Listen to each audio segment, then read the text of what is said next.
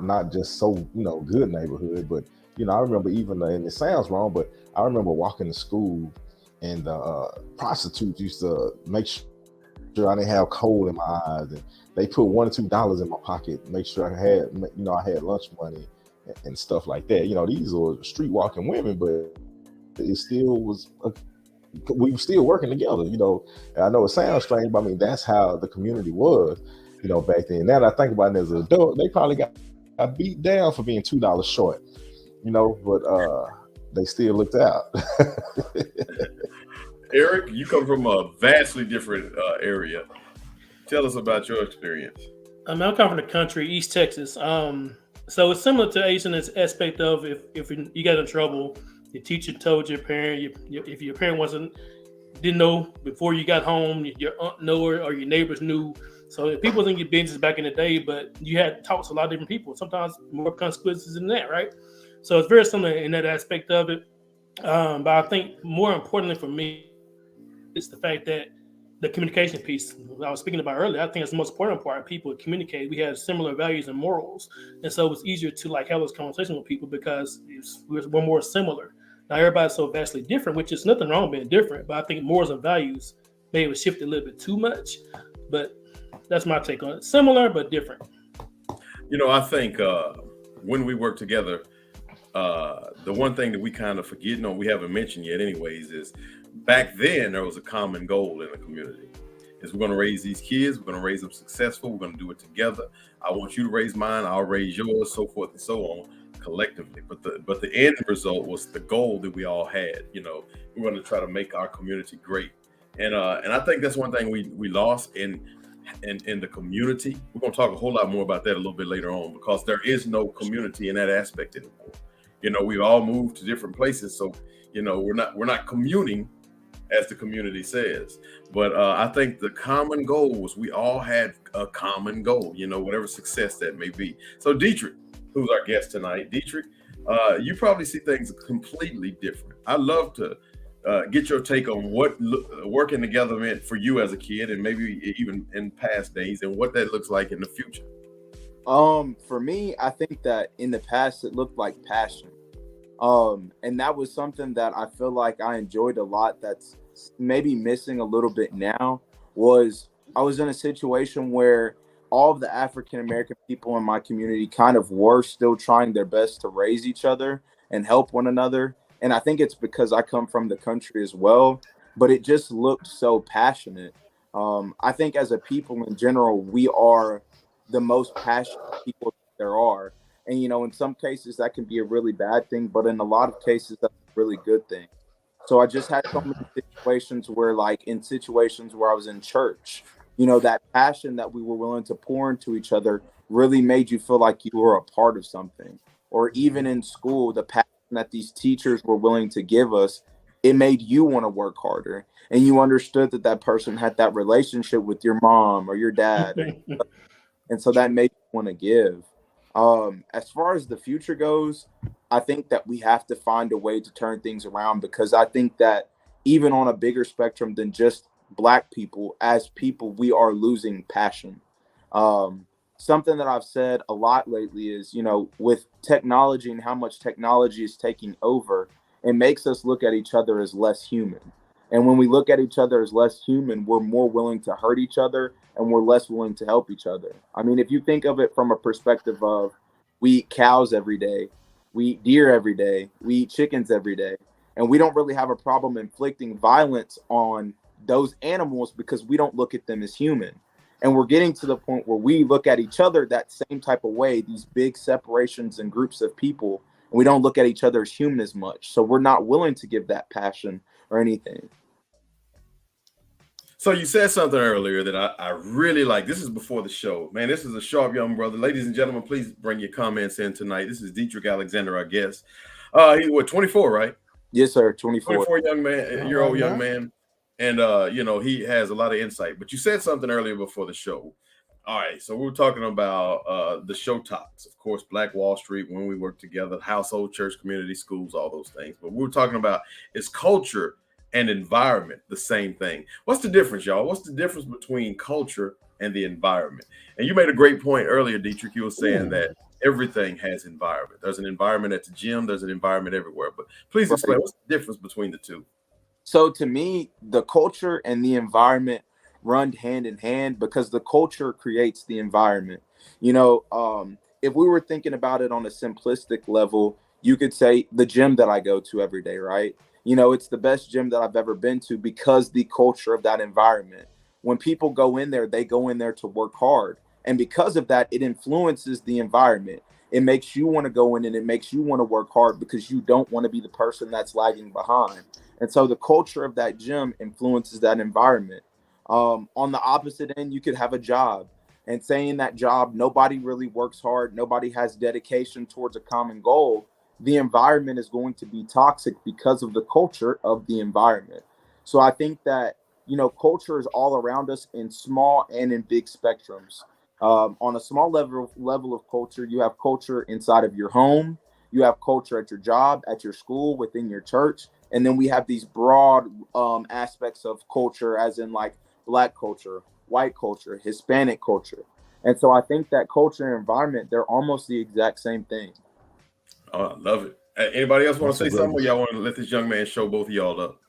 that's a great explanation. That's a great explanation. Well, I'm pretty sure his GPA is higher than mine was. So I don't mind giving him a little shine. He seemed like he actually paid attention in class and did everything. I was hungover from the night before. Well, the hope is in our future. Absolutely. Yeah, that's More Nice. young men like this one, I tell you. So, but I love that. Culture and environment are the same thing. It's. I was gonna go a little bit further with it as far as how about the Black culture, but I think I'll pull back and I'll reserve that comment a little bit later. All right, Black Wall Street. Dietrich, do you know anything about Black Wall Street? Honestly, nah, this is a situation where I need to listen. Okay, good.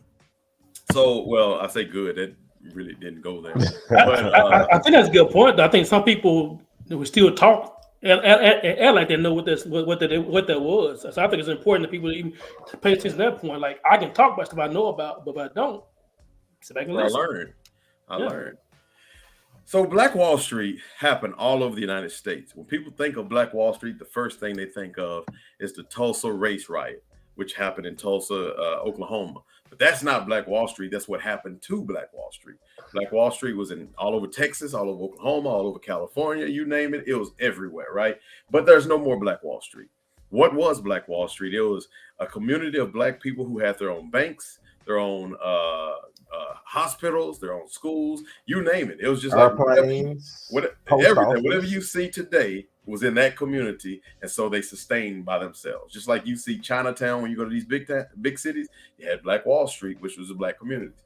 Well, it eliminated. It's been eliminated. 9 out of 10 of them were eliminated because some white woman has said that some Black man raped them, and then they just burnt the whole city up. That happened between 1920 and about 1940. They even had one in Sherman, Texas here.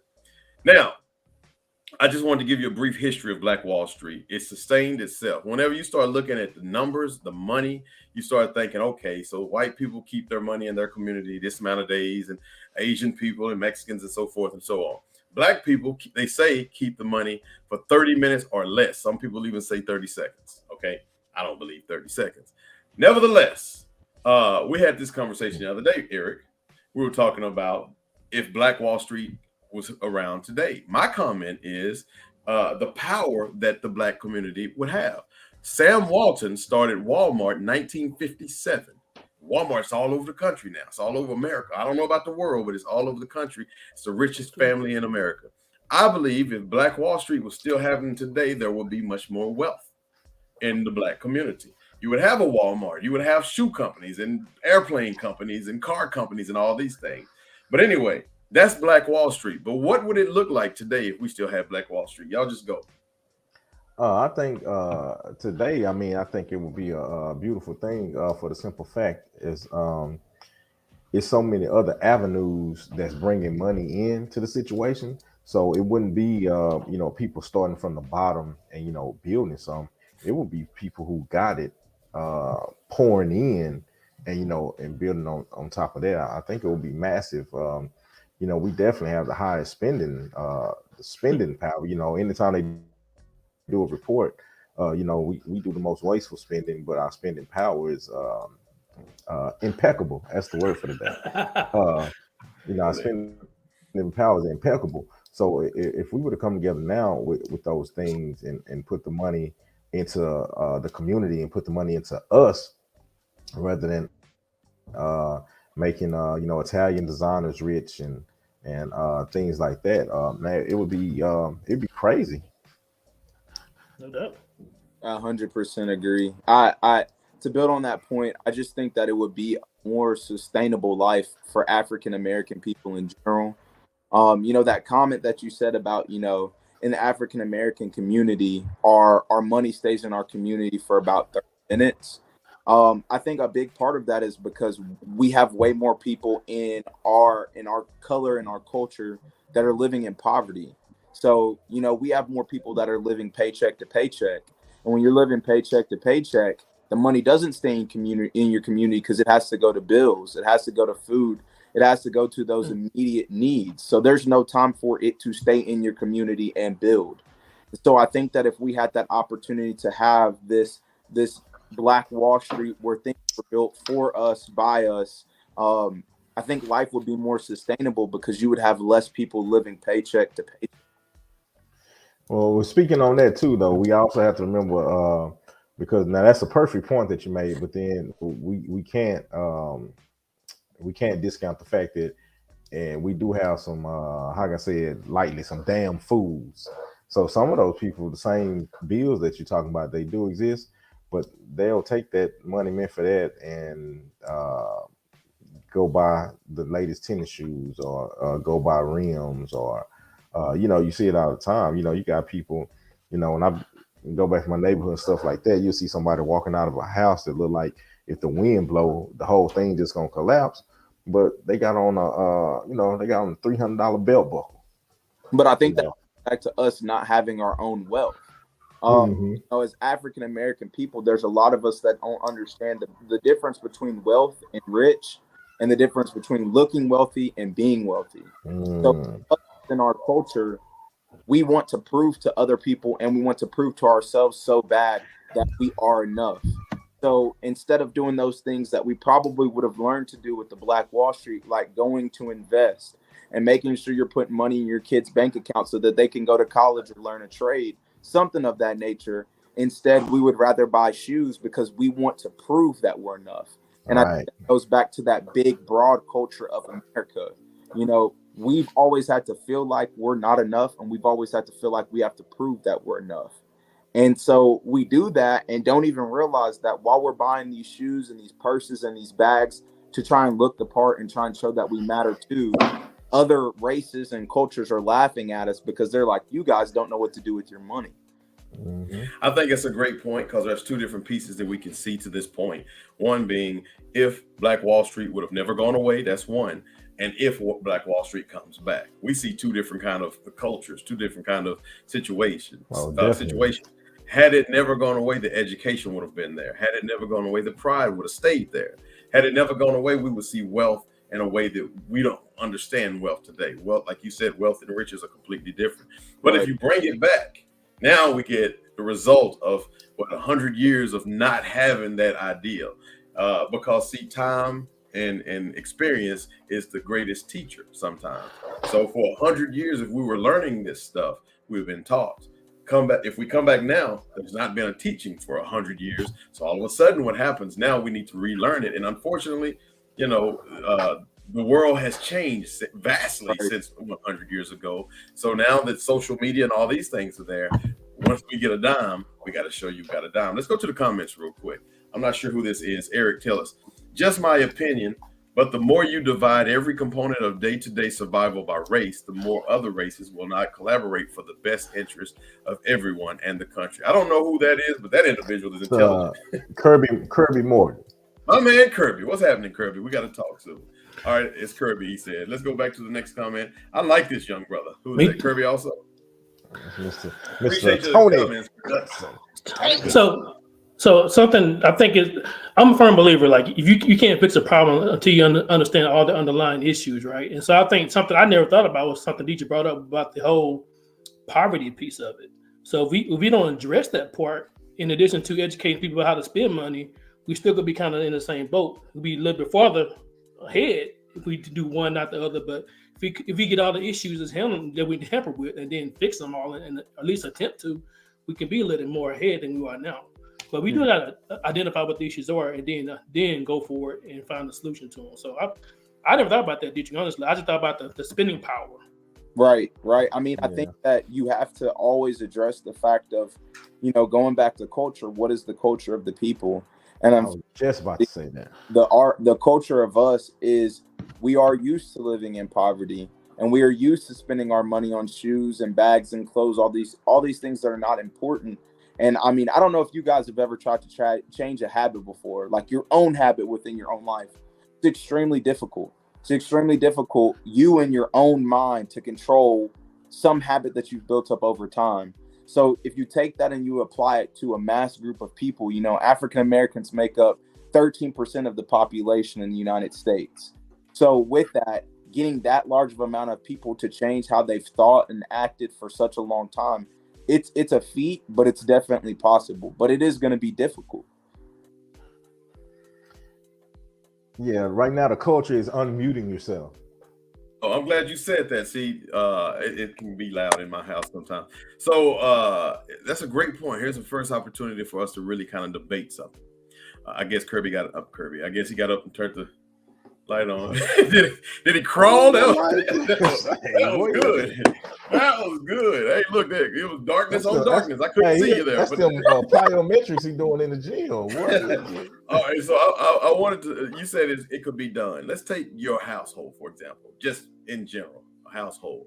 You got three. Something's going wrong in this household, and all three of us are doing wrong. Only three people live in the house. I go this way, she go this way, he go this way. But now we need to streamline it and go one direction. Do you know how difficult it will be for three people to get it together? So, but it can be done, especially if all three people are on one accord. That's the problem. Become one accord.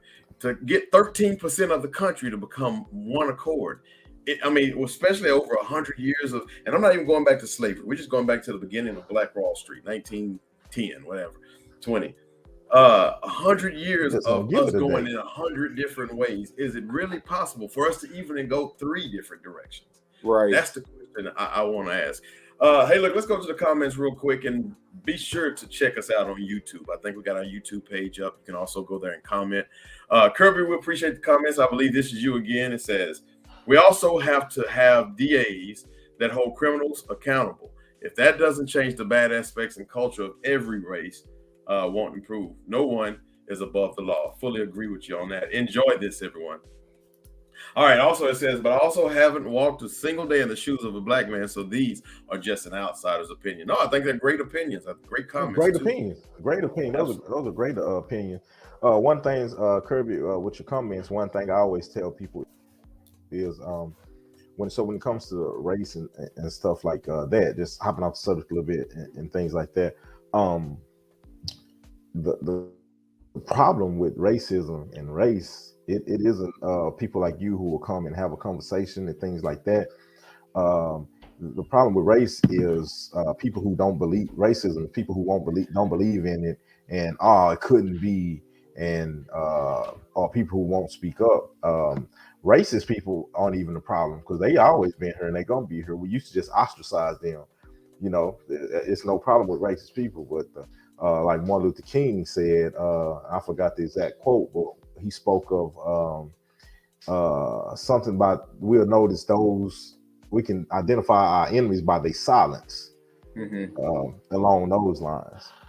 I think that to build on that point, I have an interesting perspective because I'm in an interracial relationship. I'm in a relationship where I'm an African American male and my girlfriend is a white woman.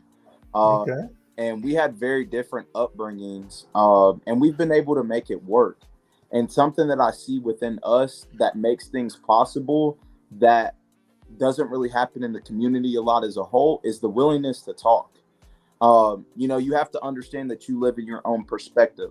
So sometimes I think as African American people and as any other culture of people, we're kind of taken aback by the fact that people don't understand us. But if we always get frustrated or offended by someone trying to understand, we can't teach anybody. You know, being in that situation and every single day, I'm putting something on my hair and she wants to know why I'm putting it on my hair. Why do I not wash my hair every single day or every other day? Why does it happen once or twice a week? Because it'll get tight.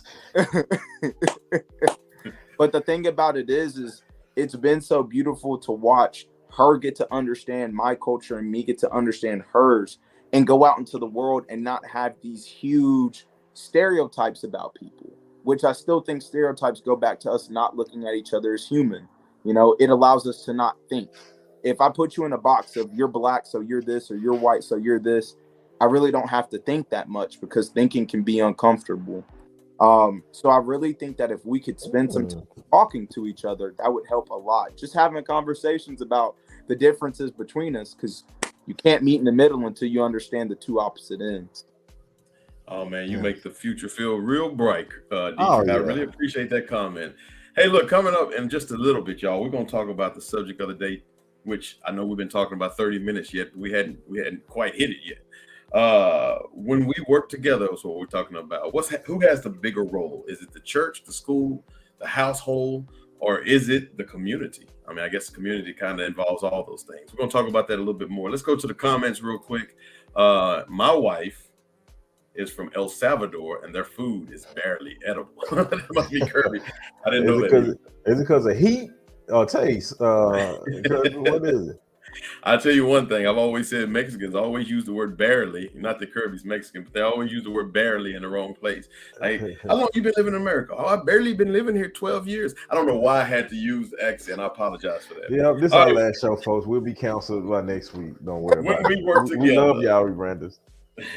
Black Wall Street was a very interesting time that we didn't get a chance to see, and I don't think personally that we'll ever get to see those days again. I believe eventually what's going to happen is, we'll just all have to work together like we really should anyways, and probably we'll lose a little bit of that individual culture, which is rough. I really don't believe that anybody should lose their culture, and but since the environment spreads, the culture will kind of change a little bit too. Nevertheless, hey, look, y'all, we're going to come back here in just a little bit. We're going to talk about the household, the church, the community, the schools. Which one are the most important? Y'all be sure to keep y'all's comments coming. Thank you very much. Go to YouTube. Be sure to share. Dietrich, man, we appreciate you. Hold on just a sec. Want to bring that curb appeal back to your home or business? Let us help you. Call Ace Power Washing at 469-337-4080. Or email us at powerwashingace3@gmail.com. Whether it's sidewalks, driveways, house or building washing, we'll take care of you. Call or email today for your free quote. We'll see you soon.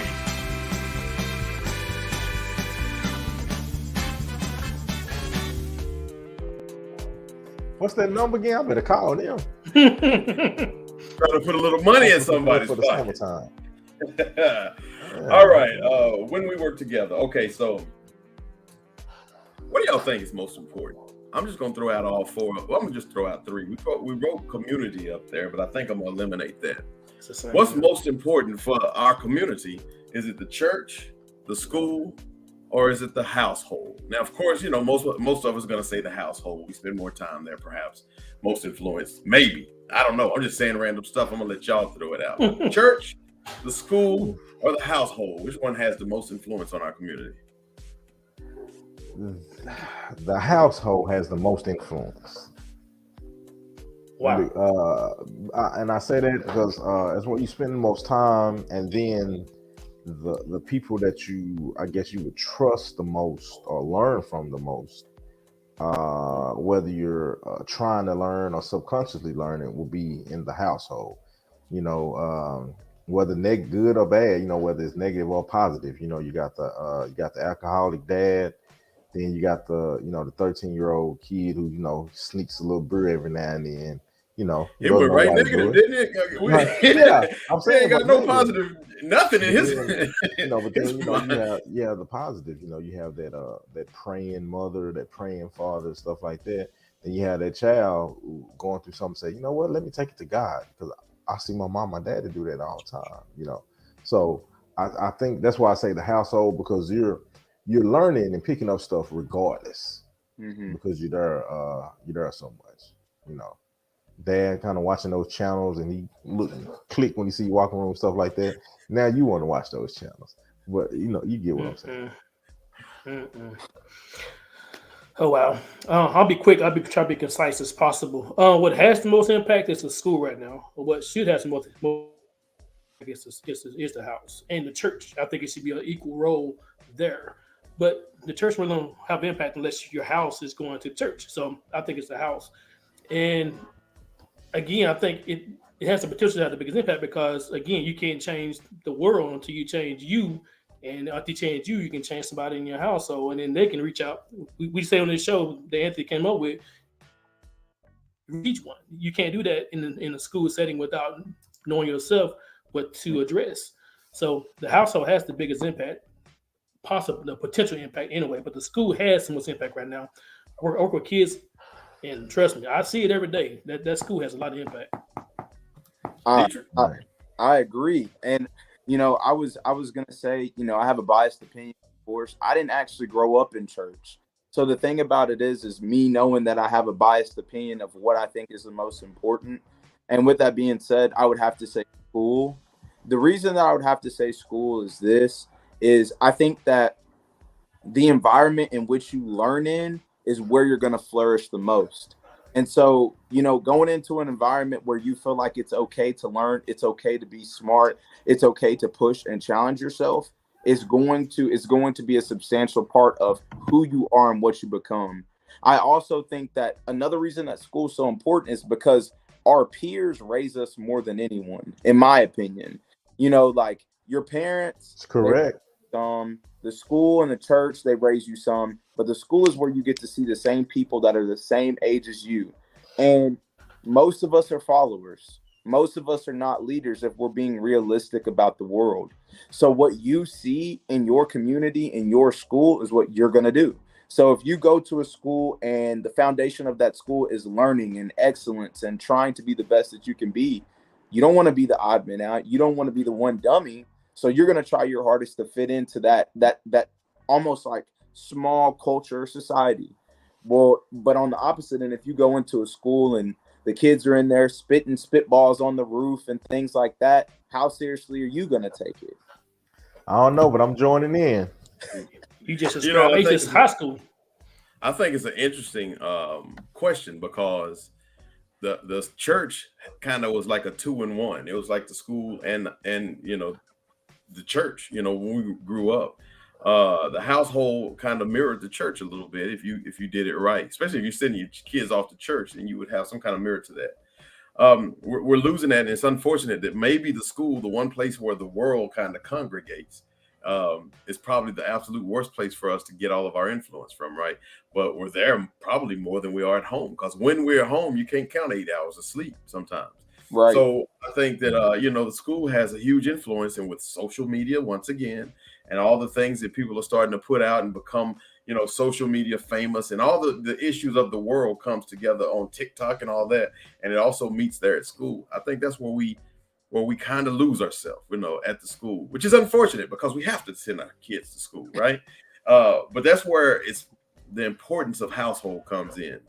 The importance of, you know, father being a father, mother being a mother, and then both people saying, hey, look, we're going to institute God into this relationship. And then you're going to go to church. Because when I was a kid, it was church all day long. I used to go to church, Sunday school, church, 3 o'clock service, 7 o'clock service, Wednesday night, Bible. And then, of course, you got the choir rehearsals and all those rehearsals. So church was always a thing, but we made it fun. We wanted to be in church. So it influenced, because you couldn't go to church and do the things of school. At school, you can act up with your friends and cuss a little bit. You couldn't do that at church, you know. So I think that it's lost the influence that we need, and that's an unfortunate part. But I do believe that the household has the power to take all of it back and make that change. And that's the difference between yesterday and today. The household kept the power yesterday. The household has to take it back today. So how would that look for That's you? a statement. Yeah. How would that look? As you was talking, I'm thinking about that. Just because the school has, I think we all agree that the school probably out of those three have the most impact, especially on our kids and the kids, even adults. Actually, I mean, the social media piece has it all kind of tied in together, and we all on social media, right? Oh wow, Anthony stole my answer. All that I said, I stole somebody's answer. That's good. That's good. More Anthony. But yeah, I think Hey. that we do have the potential to take it back. But what does that look like from the household standpoint and the church? If you mirror those two together again, can you do it from that perspective, or to be another kind of way that you see it becoming a more of an actuality of life? I think from that household perspective, one of the ways that we change it is we stop sending our kids to school as a daycare and we start sending our kids to school to learn. I think that, you know, I'm big on technology and the changes that technology have brought to society. And I think that one thing that technology has done across the board is it's made the lazy parent. And so I remember when I was a kid, you know, like my mom was going outside with us and hanging out with us and playing with us sometimes. My mom was making sure that after I got off school that she was spending time to work with me on my schoolwork and understand what I was doing at school. I feel like technology has made us kind of narcissistic and self-obsessed. And so that's also turned parents into lazy parents. So when they're sending their kid to school, they're not sending their kid to school with the expectation, hey, I want you to learn. It's just like, I have to go to work, so I need you to be somewhere for 8 hours, essentially. So I think if we can start sending our kids into school to learn instead of just to be there, that definitely could change things a lot. And that goes back to the household. Let's go to the comments. Strong households, this goes right along with what you're saying, Dietrich, have the biggest influence. This is Lynetta Sims, by the way. Strong households have the biggest influence on small or young children. Schools will be the strongest when there's a weak, unsupported household. I love that. Hey, let's go to Mar Anthony's comment. He says, I agree with the school, but as the guest spoke, not everyone goes to church. I feel our generation stopped the church from being a great influence because we went so much that we decided not to go with not to do that with our kids. That's okay. You know what? That's a good point. I think we should touch on that in just a moment. Very good point. All races impacted by this.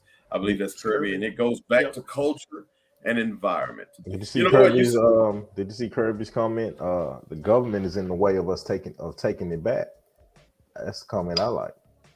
That's, you know what, I agree with you. I have a lot of influence over my daughter. She comes to me with a lot of stuff. So, and getting with that point, the government, and plus what something Dietrich said earlier, I think that he said parenting with a purpose. No, that's my thought as he was saying something. You have to do it on purpose or whatever. But parenting with a purpose is what we have to do. We have to, you know what, every one of us on here, except for Dietrich, of course, who's still a kid, no offense, has kids. Why you think he ain't got no kid? Dietrich got kids. You have to know that your youngest child, you have to put in 18 years until your youngest child is done, or 19 or 20 or 25 or whatever the case may be, which of course was within Dietrich now. But that's what being a parent is about. It's all about, I have to dedicate and almost sell out some of my time for this individual here, because that everything that I'm instituting, everything that I'm instilling is for the next generation and for my kid to be even better. So you have to parent with a purpose. So how does that look? How does parenting with a purpose look? That's going to be my question. I'm not even going to answer that. I'm going to ask y'all that question, but let's go to the comments first. Eric, who is this? Carrie Scott. Carrie Scott, my main man. Household. Not everyone attends church. School will teach things that not everyone will agree with. In the household, parents lead, guide, and direct by example. Kids will pay more attention to the example that's being set before them. That's 100% true, because when I was in school, I used to go to my good friend, who probably ain't listening tonight, and I call him a good friend, Brian Evans, and ask him everything. And he was eight, just like me. He didn't know nothing, but he knew everything. Comments real quick. All right. God being taken out of schools due to not wanting to hurt the feelings of a very small percentage of person. Oh, I love that comment. That's a very big comment. Yeah, that's a definite right there. And I like we said, very small percentage. I think I don't know where we got to getting away from God at in this day and age. I see, Dietrich, and just saying your age range.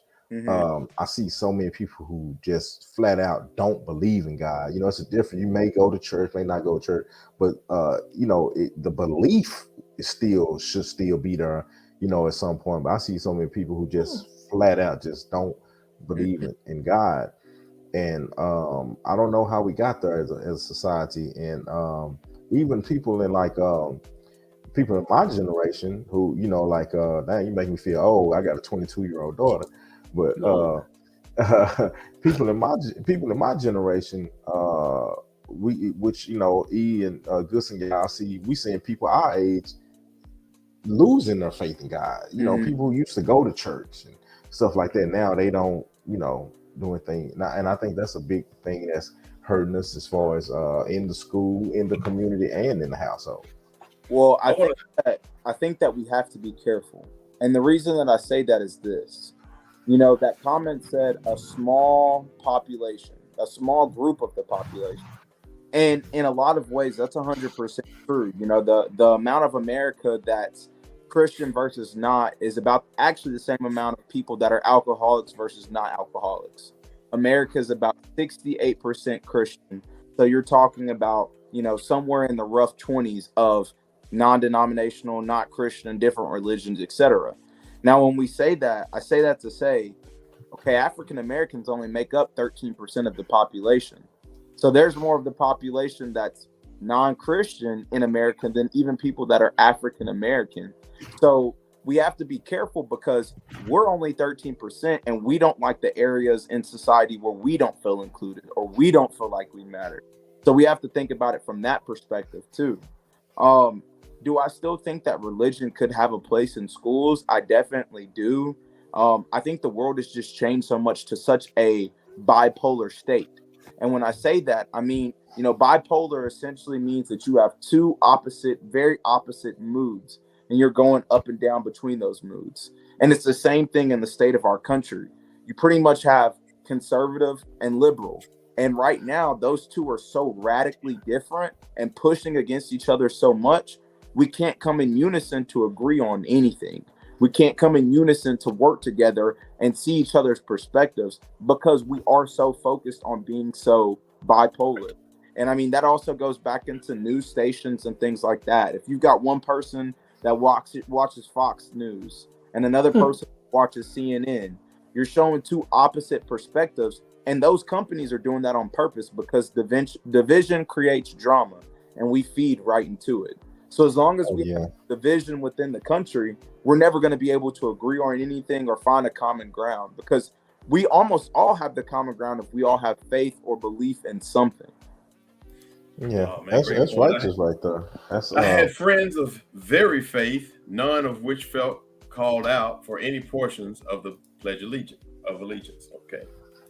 Great point, I think you made there, Dietrich. I loved it. There's so much to uncover there that I'm not even going to attempt. I think you did a pretty good job of closing it off. But just a moment ago, I said, what does parenting with a purpose look like? I'm going to give each one of y'all a chance to kind of tell me what that means to you, what that looks like to you. But parenting with a purpose, just go. Well, for me, that is everything that you do, every action, every talk, things that are involved with places that you take them. Everything is done with the intentions of trying to make sure they're successful, and not just successful financially, but all the way around. E.T. Hip Hop Preacher calls it 120. You have to be intentional to make sure they're morally successful, financially successful, emotionally successful, all around, wanting them to be a good all around human being and taking action toward that. So you intentionally enroll them in this, you intentionally teach them this, show them this, expose them to this. That's parenting with a purpose.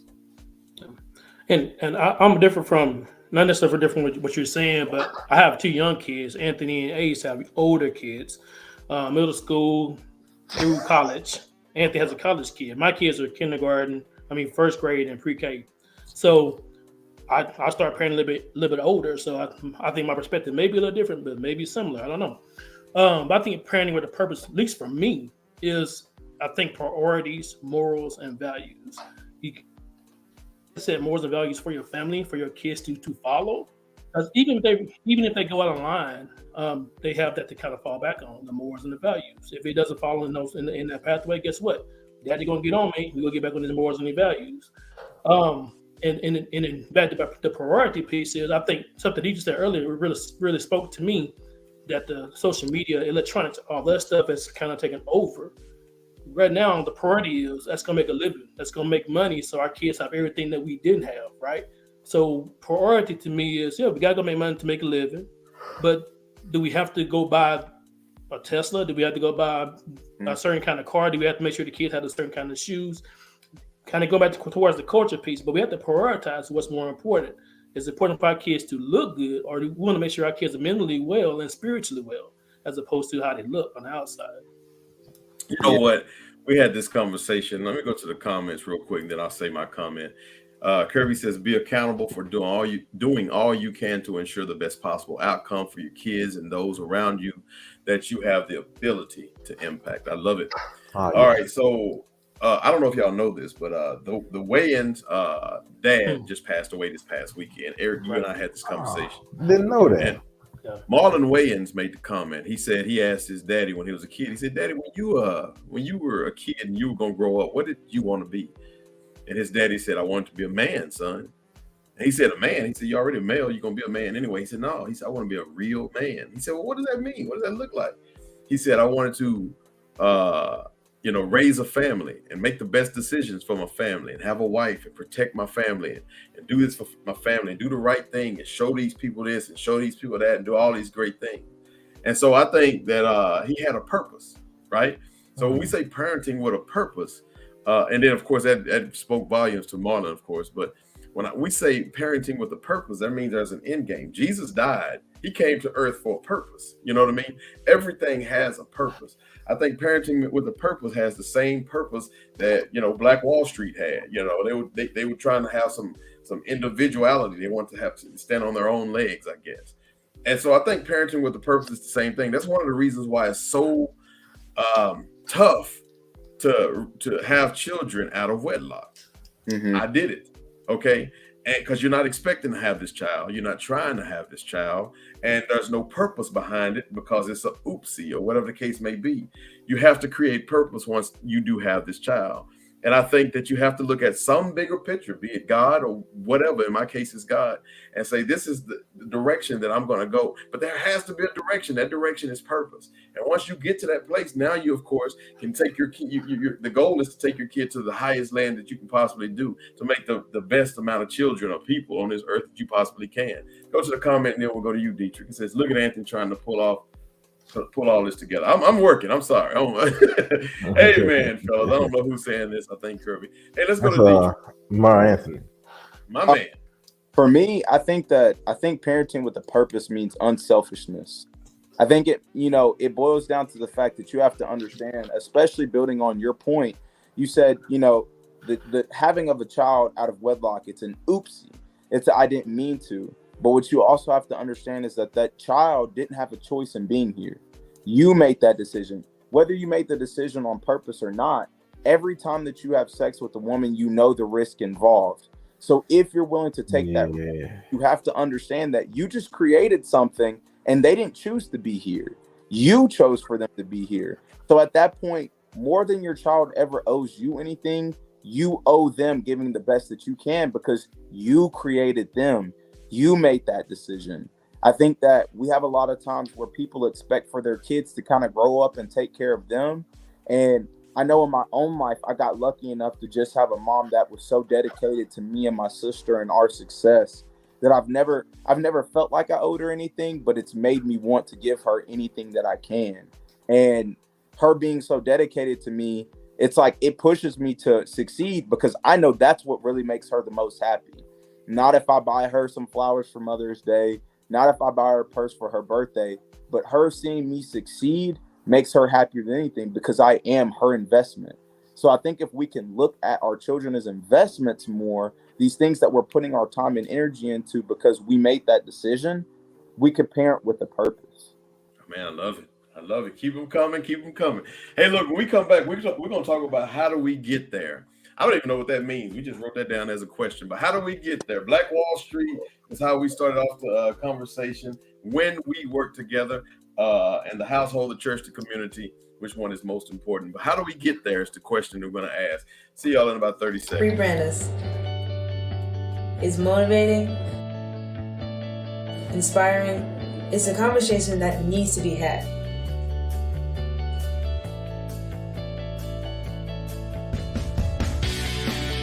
It's Adrian, the Ace Stinson. If you're not gonna help, don't hurt. Eric Russell. We need financial literacy. We also need to get over this level of fear that we have. Anthony Gibson. That my ancestors, whether they were slaves, innovators, or the first blacks to do something, their lives had a purpose. It's unique to any other podcast. It's Rebrand You, Rebrand Me. It's rebrandUS.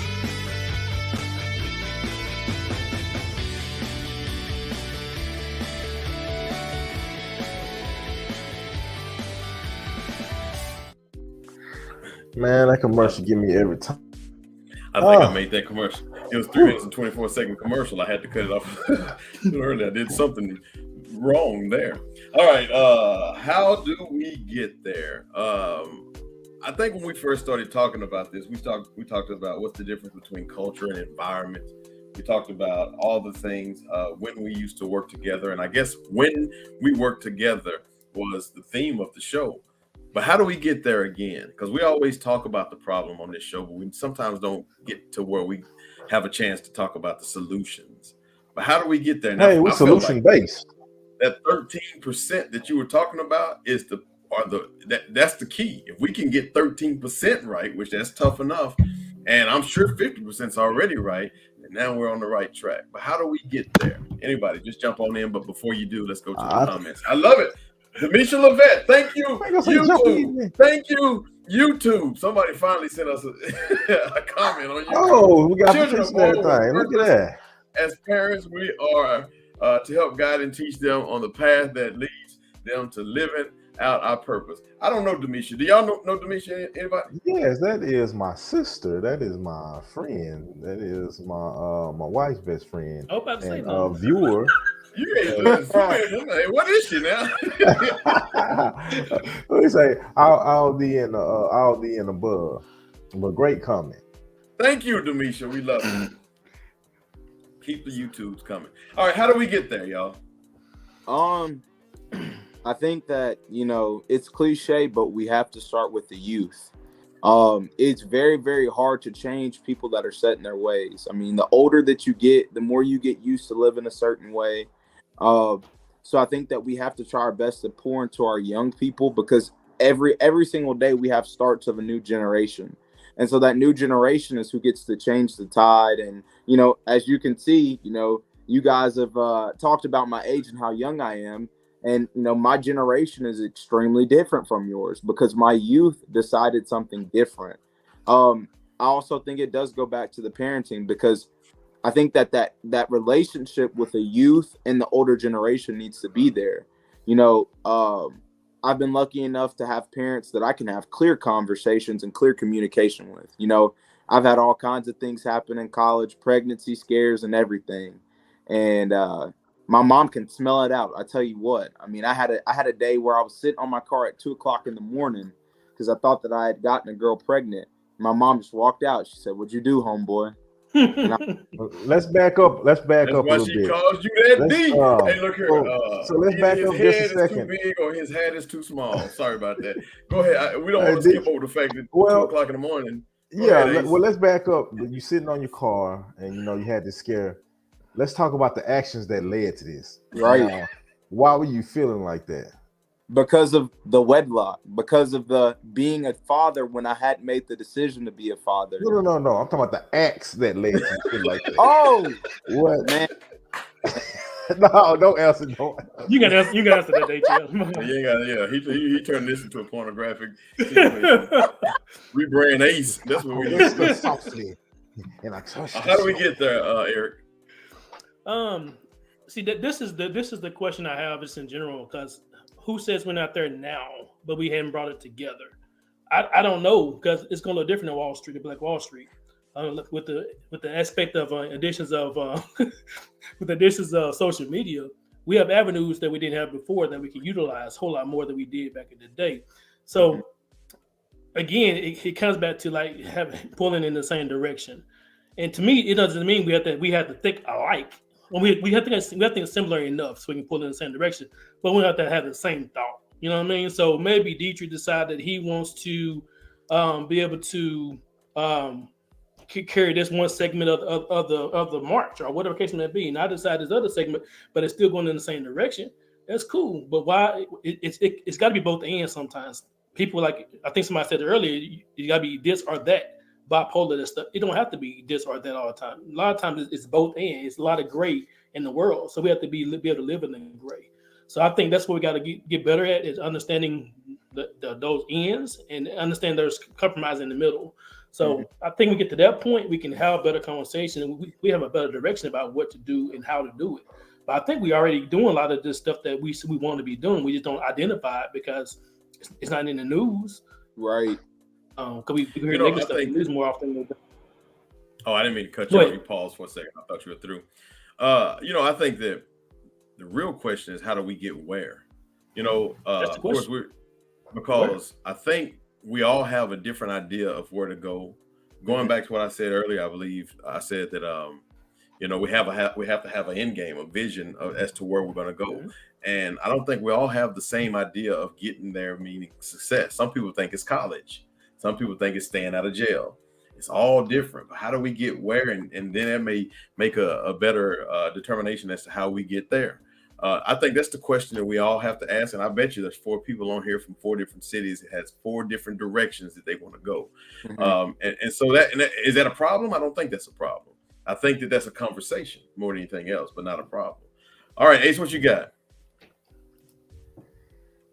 Is that how you gonna bring me in? We talking about how do we get there? I'm sorry. He's just not paying attention. Yeah. You got ahead of yourself. No, because when you say that, he bring me. So as far as how I get it has to start with open communication and the willingness to listen. I think right now one of the major problems going on is we're being divided as a country, as people. We're being divided. We're letting the media divide us right now. We so focused on racism that they doing everything they want all around us. It's just like the situation going on with the the U.S. dollar is losing its power. We got countries that have teamed up to get rid of the U.S. dollars and get their own currency, and Russia and China making deals with each other. Kenya just straight up said, Kenya's president told them, if you got dollars, you need to get rid of them because in a couple of weeks they're gonna be gone. And that isn't even all over media. We worried about the black LSU and the white Iowa doing the thing across the face. Not saying that's not relevant, but that's bigger than what's going on in the world. So I think one thing, we got to see through the BS, and we got to stop letting the media divide us, and we got to stop letting people, push the issue because black and white, they're pushing black and white so much that we're, it's like a struggle because every side is trying to get people to understand their side, and things like that. So we're letting that small population, as far as the racist people, we're letting that population win right now. And us as the majority, we're losing. Let's go to the comment. My man Kirby says there's too many entities that continue to separate us based on race, sexual affiliation, etc. Don't promote sin, accept it, as we're all sinners. My denomination, United Methodist Church, is concurrently divided big time. And this, I didn't know if you meant currently or concurrently. I got it. Although there's a CUN, we're gonna have to talk a little bit more about. Divided big time is disaffiliating by day. Inclusion of everyone is one thing. Promoting those sins is another. I heard a comedian say one time, sin. Why? Sin. Because if you don't, Jesus died for nothing. Hey, look here. We're going to end the show here in just a little bit. But before we do, we want to get some last words from Dietrich. But first. Hey, yo, Ace, who do we have on the show next week? I'm discussing the topics that have to deal with the black family. The food or the drink is good when the person says swallow instead of swallow. We're going to have an interview with librarians with Tourette syndrome. And the name of the show is going to be titled Breaking the Rules. We will have their mics muted most of the time. Married couples that swing at the playground. Are they confused or just risk takers? Giggity. We'll see how that goes. You know. Catch Adrian, the Ace Stinson, and the rest of the rebrandUS crew live Wednesdays at 7:30 p.m. Central on YouTube and Instagram at rebrandUS Podcast, Facebook at rebrandUS, or rebrandUS.org. I work too hard. Look, I work too hard for this stuff, man. I promise y'all I'm gonna work on a new one, okay? Kirby says, fellas, enjoy listening to your perspective. Hey, Ace. Peace. Who do we have on the show next week? Well, I hit the streets hard, talking to all different types of groups and everything. The most interesting group that I met this past week is a group of guys. They were intriguing to me. I told them we're gonna have them and let us see their perspective on things. Right now, it's kind of them against everybody. But next week, we're gonna be interviewing sanitation workers that wear cologne to work. Sit y'all ass down. What's the name of that show? Sit y'all ass down. That's it. All you can do is shake your head sometimes, boy. Shake your head. That's all we can do. Dietrich, any last words? Once again, I'm just appreciative for the opportunity to be on here, to be able to talk to some fellow Black men and, build towards something. As we said, we're trying to parent with a purpose. So we also just in general have to live with a purpose. And I think that more things like this, more conversations like this help us live with a purpose. And I really appreciate it because I know that in my generation, there are a lot of times now where it just feels like you're just living to live. It feels like you can't solve anything. And something like this is a reminder that you can at least do your part. So just appreciative for the opportunity, honestly. Hey, man, I don't think it's a need for anybody else to say anything else. We appreciate you for being on the show. You're welcome anytime. You got our numbers up. Man, yes, it's always nice to see the younger people have a perspective with wisdom like the older people. Until next time, thank you, everybody, for joining us. Kirby, Mar Anthony, y'all help me out. Tony Goodson, that's my pops. One more comment has just come in. Very well said. Great show. Thank you very much. Oh, my main man, Kerry Scott, was in, too. Hey, we'll see y'all next week. We got another hard-hitting topic. There we go.